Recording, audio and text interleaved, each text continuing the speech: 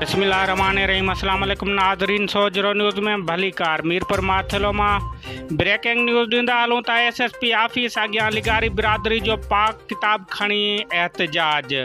मीरपुर माथेलो मां सोजरो news reporter काज़ी Ayaz culvert मूजिब लिगारी बिरादरी जो SSP ऑफिस अॻियां पाक किताब खणी कुछ ॾींहं पहिरियां बोज़दार बिरादरी पारां क़त्ल कयल गुल हसन लिगारी जे कातिलनि जी गिरफ़्तारी लाइ एहतजाज।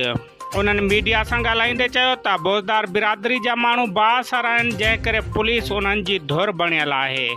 उन्हनि चयो त कई ॾींहं गुज़रण बावजूदि का बि गिरफ़्तारी अमल में न आई आहे।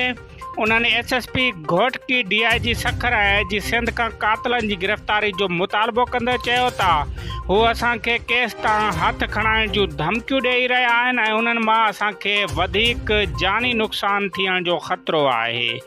लोग ऐसे छोबेलो ठोकर साहब 48 कलाक घुरण मां उन्हनि खे 4 ॾींहं ॾेई छॾिया मां तो असांजा कातिल गिरफ़्तार कयो। हिन मां ताईं शहीद बोज़दार राबश बोज़दार हिन मां ताईं गिरफ़्तार न आहिनि त असांजो मुतालबो ई आहे त कातिल गिरफ़्तार कया वञनि। अच्छा, कातिल कहिड़ा आहिनि? शहीद बोज़दार राबश बोज़दार नूर मोहम्मद बोज़दार मीर खान बोज़दार हाकिम बोज़दार उतले ते धरना ख़त्म न करे जेतिरे ताईं कातिल गिरफ़्तार न थी सघे।